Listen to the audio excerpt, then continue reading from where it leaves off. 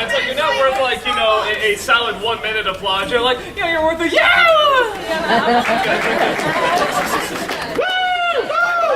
Too late! Yeah, luggage. You had your chance. No, you had your chance too. I don't care.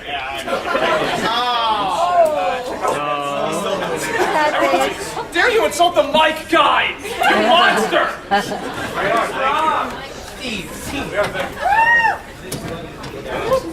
I love you, dog.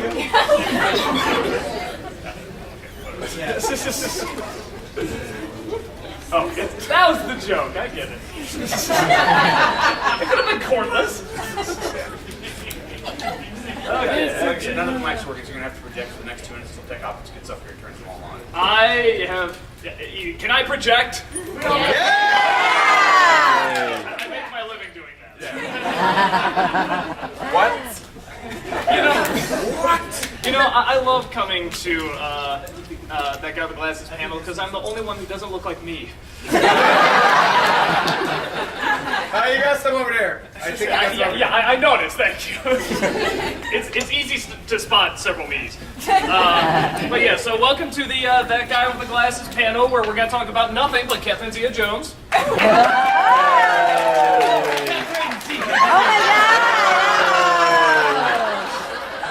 Catherine Zeta gets a big mic.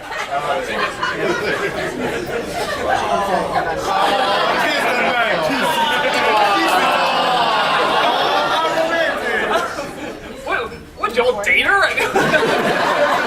She's an American treasure! Okay, so the funniest thing, his wife was over and she was in the room very briefly. And somebody gave me this. I mean, somebody actually folded this up and gave this to me. And I'm like, I gotta use that in a review. It's too funny. And just so I'm talking with his wife, and there's just this Catherine Zeta-Jones cutout on my bed, and it's just, I don't even think about it, and the whole time I just see her while she's listening to me just going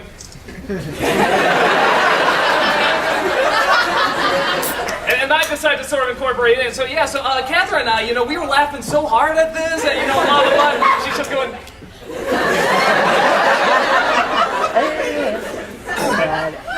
and then I said, no, somebody gave this to me, but I do have a inflatable one at home. Hi! Well, this crowd is so easily offendable. Everyone's just like, oh! No! He's not dirty mind. So this is pretty much, like I said, the mics aren't working yet, but I know, Yeah, they are now. Hello! Can we get a mic on this one too? So like, cause it's mostly a Q&A. That works too. We're waiting our battery now. Yeah. Just use that. There's only 2 of us. Yeah. Behind the scenes, in front of you. Why is it behind? So, I see no reason why not to get started. I think most people coming here know who I am, but Wait, if you you already don't know who we are, Is there anyone that does not? I don't know who you are. There's a couple. okay, you're dressed up like me.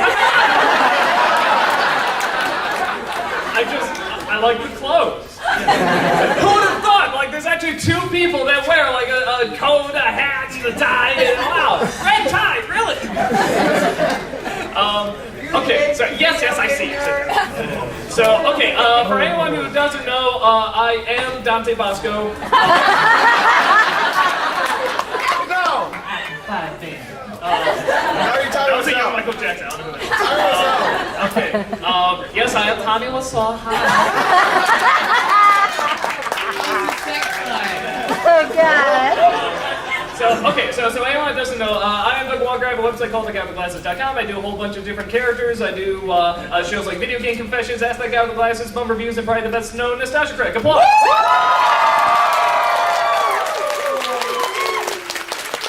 And to my left is... I am Leo Thompson, aka That Sci-Fi Guy. I host the show That Sci-Fi Guy.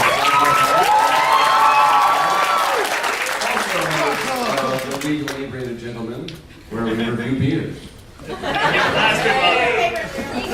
So question rate is beer. I can't do that. Post that. Okay, so honestly, this is just going to be a straightforward Q&A. We have a mic set up right there. Like I said, I think it's only an hour long, so we're just going to go right through it. Also, so something to keep in mind, after this, if somebody did get a couple, will you keep quiet? Yeah, like children over there. Oh, me first, me first! We only have an hour! Okay. Everybody! I love how often that works. After this, we do have autographs as well. I don't know how long the line's going to be. It's kind of been insane the past 2 days. So after this, if you want to be like me and just run over there, because I don't know how nuts it's going to be, that'll be good. I do have DVDs and prints, and anything you bring to sign is free. If there's a question you didn't get to ask here, you can go ahead and ask me there. I'm really curious what No Face's question is, because I don't recall him talking. But, yeah. The guy who's behind everything. Yes. So I think, I'm sure more people will wander in and stuff, but we're just going to go ahead and get started. So, yes, go ahead. Hi, Doug. Hi. What is your favorite videos that you've worked on? My favorite video that I've worked on. I think right now it's kind of a toss-up between the Cat in the Hat and the Lorax.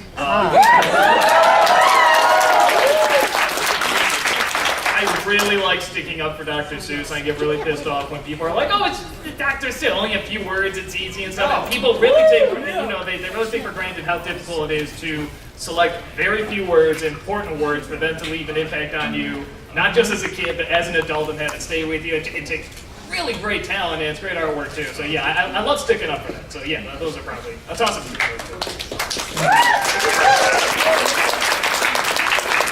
Hello, Doug. Hello. Yes, everyone here is. Person. Yes, everyone here apparently is the size of Peter Dinklage. The imp agrees. I want to ask, I loved your Avatar vlogs, and they kind of renewed my interest in. It's just the guys maneuvering the pole. He's like, I really like your Avatar. I'm airbending around with my.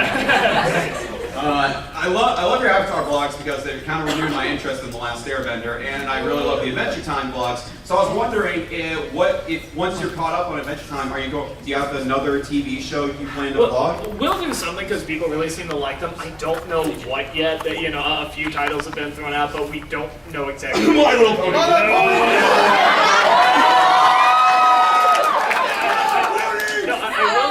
Because that's been brought up quite a bit. It is one of those. If I did do it, I would need help on it because I think I've seen like 2 episodes, and they're not bad. I mean, there's nothing wrong with them. Yeah, I love your April Fools. There's nothing wrong with it, but I was like, I don't know how I'm going to talk about this for every single one. So we'll see what we can do. But yeah. Oh, hold on. Wait till we get to the mic there. But yeah. Thank you. Absolutely. You're awesome. You're awesome.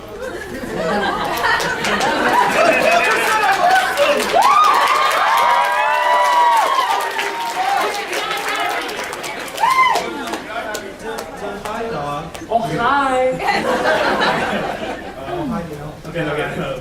My question for you, Doug, is one of my favorite reviews is The Room, obviously. And I'm wondering, there's been some sort of, a week after you released that review, was some sort of controversy because... A week? A minute? Yeah, no, I know what you're talking about. Okay, but then it was posted up or something like that. But my question for you is Tommy Wiseau still after you? If he is, he's doing it very secretly.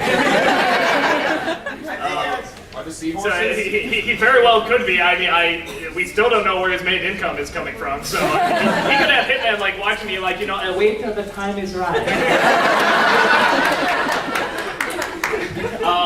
But as far as we know, he's not. And obviously the cast has seen the review and they really like it. And I can't speak for Tommy because I haven't met him, but it sounds more and more he's kind of coming around to it. But I don't know. I have no idea. I'm afraid to get inside that guy's mind, but I imagine it'd be an intriguing journey. So anything about do I think Tommy Wiseau is? It's like I don't know. I don't think anybody knows. I don't think he knows. But more power to him because that man is so entertaining to watch. What a funny story. Thanks a lot. Absolutely. I was wondering, Doug, since, anniversary specials, the Ross Bible of the Critic, I know you went to college for filmmaking, but then you went the illustration route. Do you put more passion, because a lot of the new reviews I consider short films. Do you put more passion into filmmaking or just reviewing in general? Honestly, I'd have to honestly say the film, the anniversary films, because they take a lot more time, they take a lot more effort, and by default, they would have to take a lot more passion. Even though I love the reviews and I put so much time into them, sometimes I'll work like a 24-hour day or something like that. It can be like really insane. I do realize it's like, with the anniversary specials, it's like, no, I need to get this as right as possible. Like, we do even set a deadline until it's like, 3/4 done. So, so probably those. Yeah, because like the review goes on, it's probably like one of the best short films I've ever seen. So. Actually, the funny thing about that, we were doing demo reel and it wasn't going over very well and people weren't getting into it, and we kind of realized like, okay, I think we got to bring the Critic back, but everything in that video was very true, that I did have this second wind going and this passion was coming back, so that entire thing was actually shot in a day because I was actually so passionate about bringing it back. So I think I got up at 7 a.m. and went to bed at like midnight that night, and every once in a while, I'd just like, my wife would be walking around just like, I'm shooting a movie! Okay, honey! So it's, the passion on that was like really, really strong, and I think when you do have that passion, you work really quick and just nothing can stop you at the time, so yeah. All right, thanks. Cool. I can agree on that. When you're really, really focused and passionate, you just go. There was a last December while I was doing the Disney Decembers. Like you may have noticed, like people were asking, like does Doug have cancer? Because he's really looking thin. And there was a time during the Disney Decembers, like I just wasn't eating. And not like I'm trying to starve myself. I just would forget. I'm not saying that's healthy or good. But it's like when you get into it, it's like you can forget those things sometimes. You just don't notice it. So you can get like really crazy insane sometimes. So go. Hello. I was curious, of the Care Bears movies you have reviewed, I really see that best down a little villain. bit.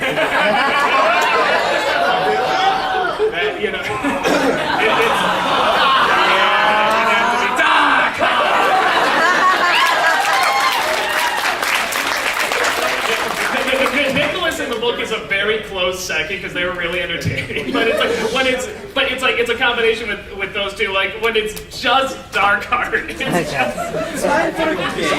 disappearing bad. That voice. I think it's a Canadian accent. I'm not sure what. I know it sounds weird. Canadians do actually have a little bit of an accent. And we're listening to what is this accent? And it's like, I think it's Canadian. I can't tell, but it's like, I love that kid's voice. So yeah, I think it's Doc. Thank you very much. Sure. Hey, hello. Just to bring out there, how many questions am I able to get past? Let's do two. After that, you gotta get back. Doug, I like your videos. Also like the review must go on. That's not a question. That really, he made me cry a few times. Yes. And I also like Aurora's review, interested. But to put the question to you, did most of your writing, you had to actually plan out, or you usually you improvise a lot? Because you usually have a lot of funny stuff to say, you got right off the top of your head. So does that usually have improv into your... It's the Nostalgia critics are mostly written. Once in a while there's an improvised line. It's stuff like the Michael Bay rant in the Pearl Harbor review. That one I knew as like, okay, I gotta just see what I'm feeling at that moment. I just put bullet points to hit, and that was mostly improvised. I think I did that take like 10 times. So like I was really out of breath. You know, by the end, the last take was the best one. So you see the face really red. That's because I did it like 10 times. But it turned out really good. But no, the bum reviews, all the other stuff is improvised. The bum reviews, the Ask That Guys, the video game convention, those are all improvised. And Nostalgia Critics are very much written. But once in a while, there's a little improv. All right, and you, Sci-Fi guy. Yes. Finally, the question.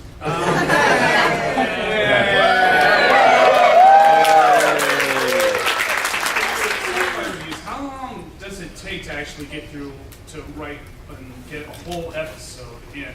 I mean, it kind of varies. You know, I was working a full-time job, so I was kind of doing it like as a hobby. So it take me, I mean, honestly, we would spend probably about a month. But like I said, I was working like in my free time, which I have a lot more free time now. Oh, so is that why most of the sci-fi videos is just it takes a long time to make a? Yeah, I really try to put a lot of care into those, which is also why I do the League of Inebriated Gentlemen and other videos here and there. Oh, okay, thanks.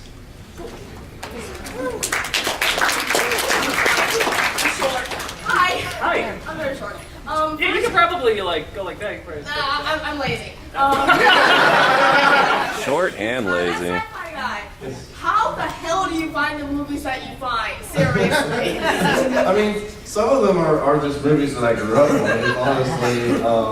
And then, I don't know, some of them are, I've done a couple off a suggestion, and then, just other people in my crew, like, oh, I want to do this movie. All right, well, I haven't seen that. This should be interesting.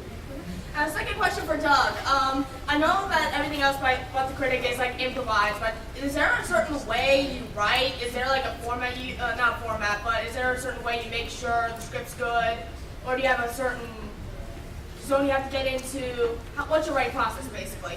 I write everything in order. It's very rare that I write backwards or any other way. If there's one that has a story, I try to plan out where the cutscenes and stuff are roughly about to be and what lines are going to say. But for the most part, I almost always write in order because, like, I could write, like, whatever, the beginning sketch and the middle sketch and the end sketch, like with the Lorax or something, and then go back and write the review. But I find, like, when I'm writing the review, it's like, no, the pacing of this now seems a little different. The tone here, like, the writing went in a different direction, so now I have to change these sketches.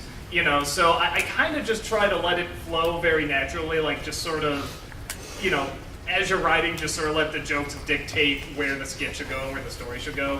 And I will say, too, when I work, it's like there's nothing else going on. Like, I work from home when I do the writing, but it's like, that's it, but the nice thing about it is, like my wife has no interest in any of this. And it's gonna sound weird, I'm really thankful for that.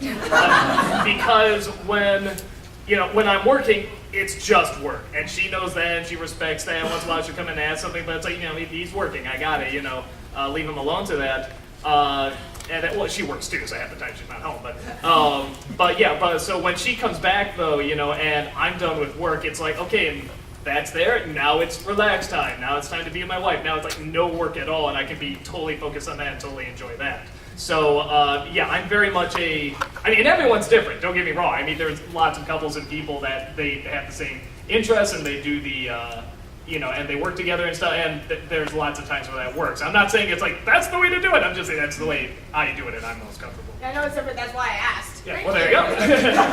Thank you. Hi. First off, Doug, your wife sounds absolutely wonderful. She is. Okay, 2 questions. She's right here.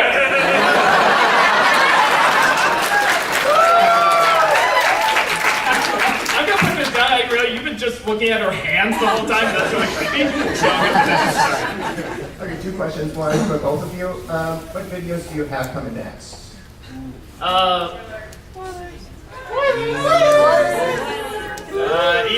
You paid to get in here. And so, after, I assume you want to know because the next one's an editorial. I assume you want to know what the review is going to be. The review is going to be Blues Brothers 2000.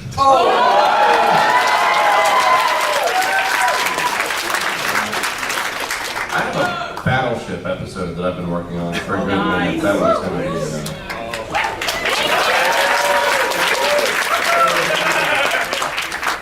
And the as the question is for Doug. Would you ever consider doing a thing called Oscartober, where you review like the Best Picture winners every day of October, like you know Disney-cember? Huh. Not bad idea. Originally the first thing I thought is, well, it'd have to be in October, and I thought, wait, no, it wouldn't. I could just call it Oscartober, doesn't matter. I'll get back to you on that. It's not a bad idea.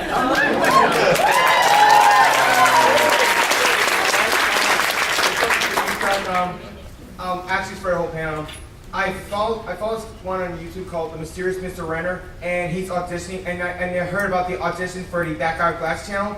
I was wondering how long will it take for you to judge your process on how these auditions go? Because I would really have a high emphasis on him because he's one of my favorite reviewers of all time. Oh, sure. Something people ask is like, how come you didn't advertise the pickups even more? You just put it at the end of the Lorax review, one of your most viewed reviews. But they are like, why didn't you do a separate video? Because just by that little thing at the end of the Lorax review, we already have over 600 submissions. So just word's getting out. And we're just thinking like, if we advertise even more, we're not gonna be able to get through these. Yeah. Honestly, it just varies. There's some we're putting in the yes category, some in the maybe, some in the absolute no's. The absolute no's are pretty easy to spot. my brother always has this thing. He says, if it starts off with the hello, I'm blank, so you blank. He's like, go on. We don't want another me.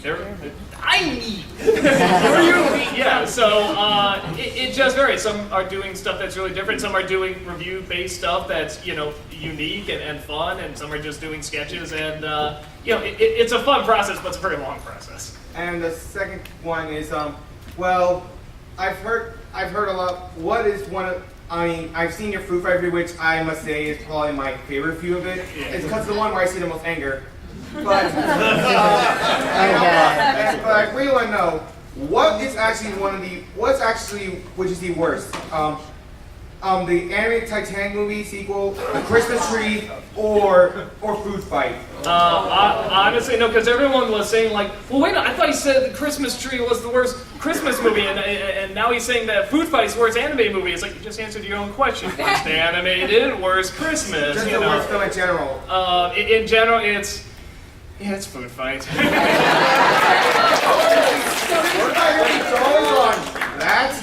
It's because the Christmas Tree. Honestly, the only reason I hate it as much as I do is because it's a Christmas movie.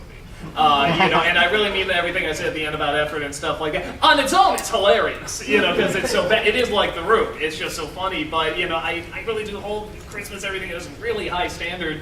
And the animated Titanic, again, is just hilarious. It's really, really fun. Yeah. Food Fight is not fun.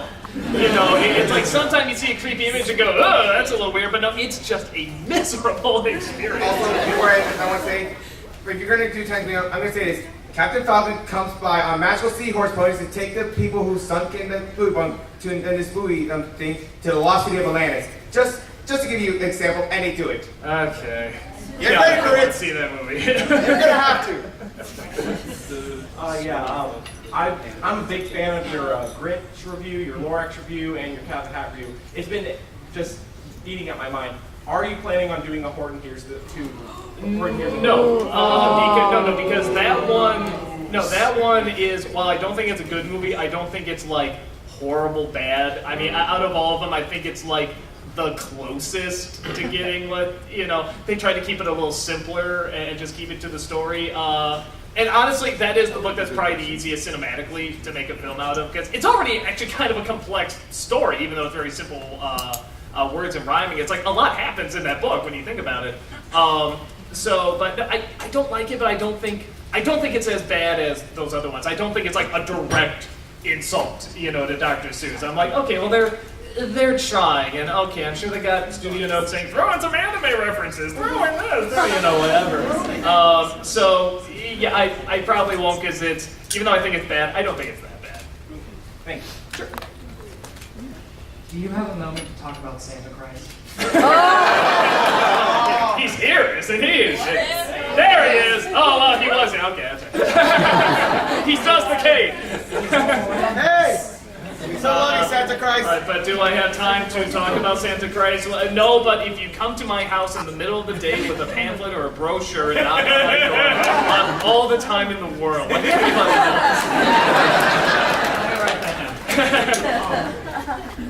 Concerning Santa Christ and some of the other characters, do those ideas and those characters come naturally, or do you have to like sit down and think about, let's have a weird character with a freaking song?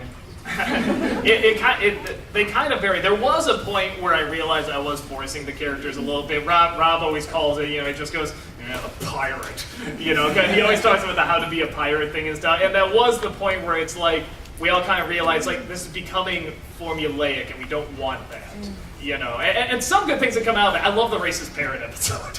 I think that was really funny. But yeah, we were sort of going through. It's like, yeah, we're starting to see this pattern of the quick editing and the talking. It's like, okay, now it's like I'm purposely setting up, sort of these memes and these returning jokes and stuff. And it's, I sort of got stuck in that trap for a bit. And I said, this is not how you keep going. This is, it's good to create an identity, but it's like, that's all it is now. It's like, it's just an identity, and that's not what I want to be. I want to be funny, I want to be good, I want to be smart.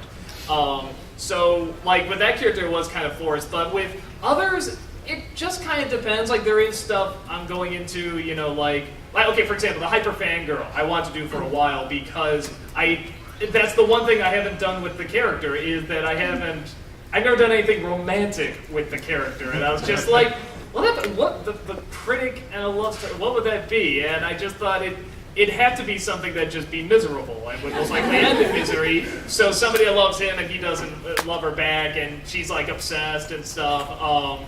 So because originally in the South Park, top 11 South Park episode, you see Rachel is sort of in this orange shirt and this getup, and that was sort of like a testing for the character to see like, well, is this kind of how I want to go or whatever? But it never played into anything. So finally, like when the Lorax came around, I'm like, okay, well here's something that this had a lot of fangirls with. It's like, okay, I can bring this character in now. We can see, and that worked great with the Spider-Man as well.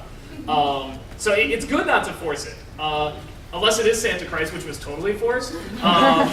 Because my brother was saying like, he always claims, I don't like being behind the scenes, I don't want to be in front of the camera. One day was like, I don't do enough stuff, why don't you give me some, blah, blah, blah. And I said, okay, I'm going to give you the most awesome, epic character that ever existed.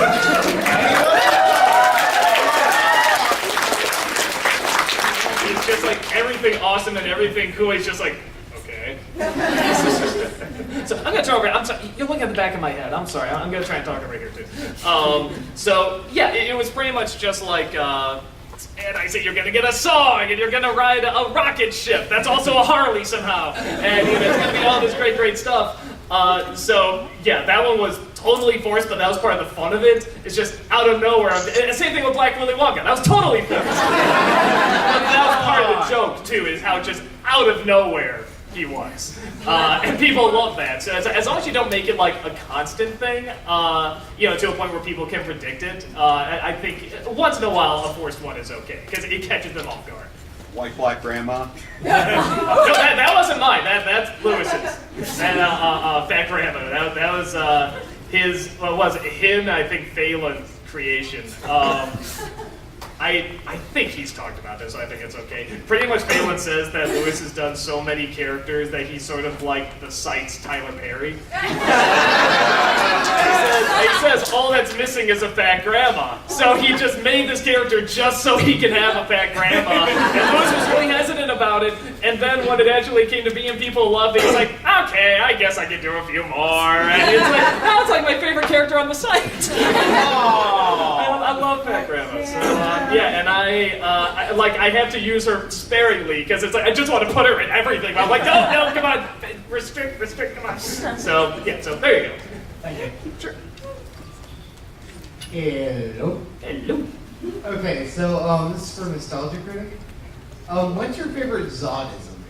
My favorite Zodism? Yeah, like something Zod would say. Something Zod would say.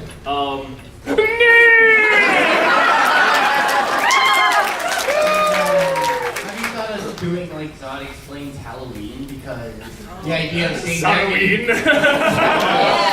idea that there's a bunch of son of Jarrell's walking around and he doesn't know which one to kill? Oh, that's fun.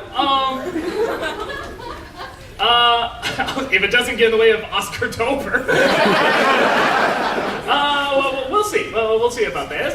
That's a good joke. I like that a lot. Why are we focus grouping his ideas? Actor and Congo, I want to say thank you for coming. This is how he gets his ideas, by going to the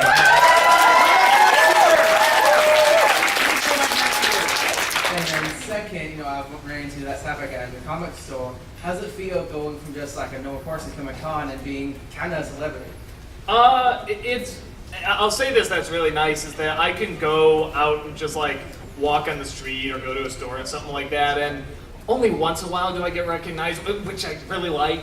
I don't want to be like everywhere, I don't want to be like the Beatles or something like that. So I like that, but it's also nice coming here and it's just like a lot of people you come across, they're just like, oh my God, it's you, thank you, and can you sign this, can you do that, whatever, and honestly, it's great, and I think I know like why some celebrities that come to this are like, yeah, geez, I can't walk down the street or whatever, but at the same time, it's like, in spurts like this, like at cons and stuff like that, it's great. I love seeing you guys. So yeah, no, it's great fun.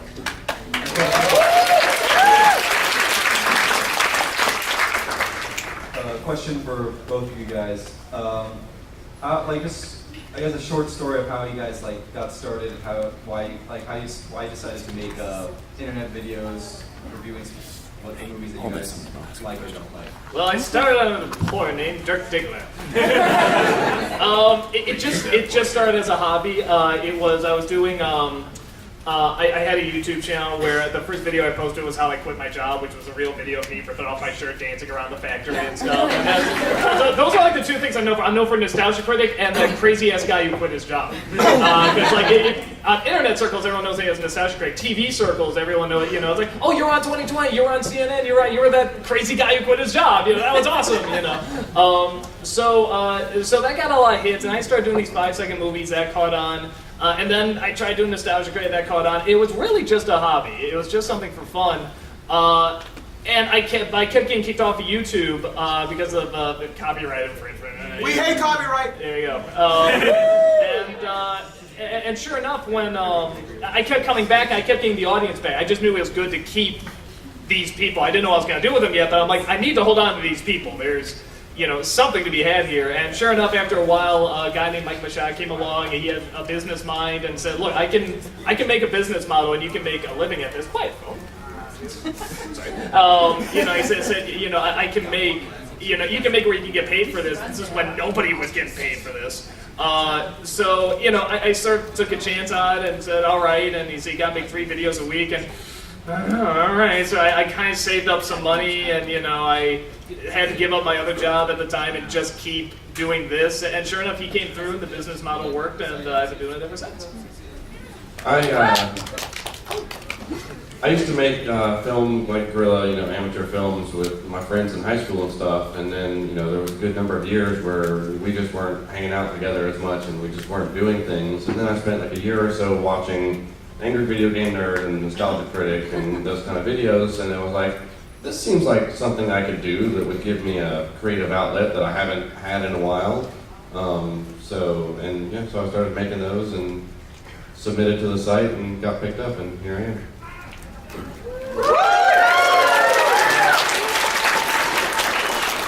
And one more question for the Nostalgia Critic. Sure. What is your opinion on the new Godzilla movie in comparison to the Broderickzilla? Oh, well, clearly not enough fish.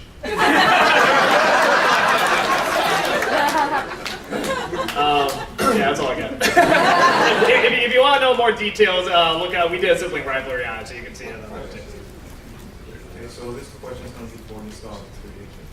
I like a lot of your content, but there's only one video that really left a bad taste in my mouth. Just one? Wow. And it would be your review on Pokemon, the first movie. Awesome. What did you like about it? Well, it's one of my favorite childhood movies, and when I went back to it, I actually ended up liking it more than when I was a kid. And I was having this argument with this guy, and he told me it sucked, and all he said was, "What Nostalgia Critic?" And so it kind of hanging a little. So I was just wondering what's your real opinion on Pokemon? My real opinion on Pokemon, okay, if you like Pokemon, that's fine. I like stupid shit too.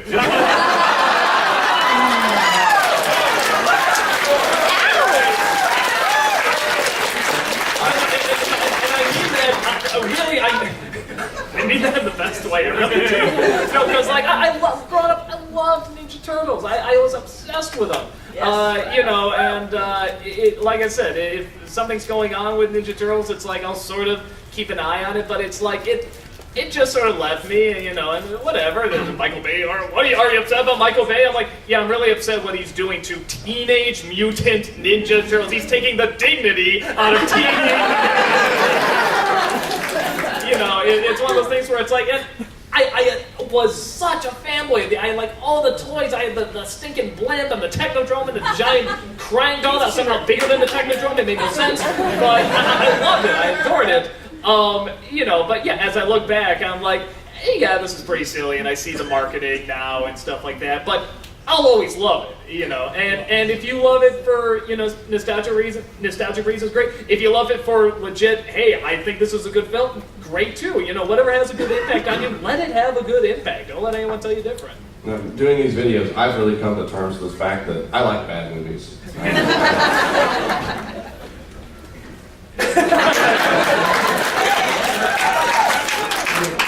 I can look at it and say, oh yes, this is bad because this, and this, but I like it.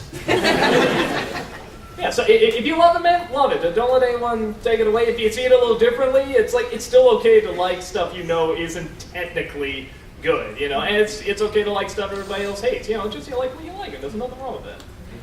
Thank you. Sure.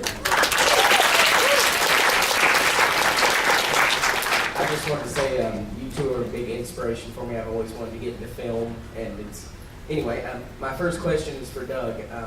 How did you first come up with the Nostalgia Critic? Like, did you just see a really, really shitty movie? Well, I was going. I was going through the nostalgic phase that everybody goes through, some never get out of. I should talk, but I was going through that nostalgic phase. I wanted to see all the stuff I grew up with, because I remember being so great. I remember the immediate connection to my childhood and just these good feelings it brought out again, but watching it, I was realizing a lot of it was not as good as I remember. And it was funny, and it was enjoyable, and I was just noticing this, a lot of people were going through it too, and people were starting to talk about it, but not too many were doing this kind of character, this idea. The only one at the time was Video Game Nerd. So I was sort of thinking, like, well, I really liked, on The Daily Show, I liked Louis Black. I also liked the film critic they had at the time.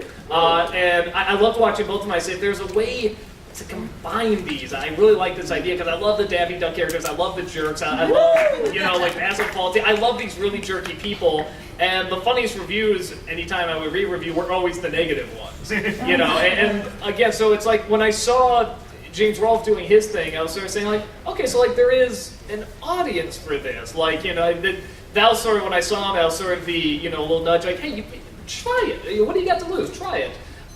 So yeah, I just put together, and I like the idea of a character who grew up with this stuff, loved it so much, and as he got older, he like felt betrayed that it didn't work out. He was really angry at it. And it just kind of stemmed from there. So yeah, that's the very quick version of it. Oh, and one more question.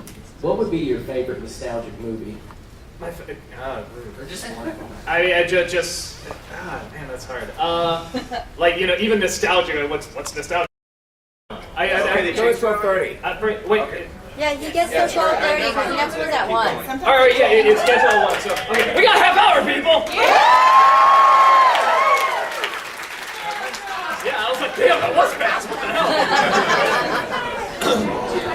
Sure. My first question, you mentioned that last night Guys, go ahead. that you had an illustration career. Could you talk about that a little bit? What kind of stuff you did? Who your clients? There was, I was a freelance illustrator for a while, and one of the reasons I quit my job the way that I did, it was a janitor job, which actually, I loved being a janitor, honestly. I know it sounds strange, but I really liked it. You didn't have to deal with people, and you could be alone, you could listen to music, and it was fun, it paid well.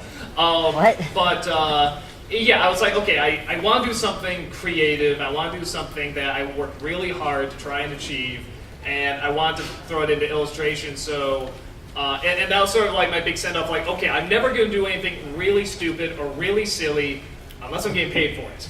You know, I'm kind of saying like this. You know, at least it's entertaining because I said this. I gotta be professional now. I can't be a slacker. I really gotta sit down and focus. You know, because you know I wasn't very good at focusing back then. So I'm like, okay, I need to really, really concentrate on this. So, and so I just went and just every day I'd look for new clients and you know, send my profiles out there and just look for new jobs. And you know, and it really varied. Sometimes I could get 5 clients a day. Sometimes I could go a whole week with only getting 1 client. You know, it just varied.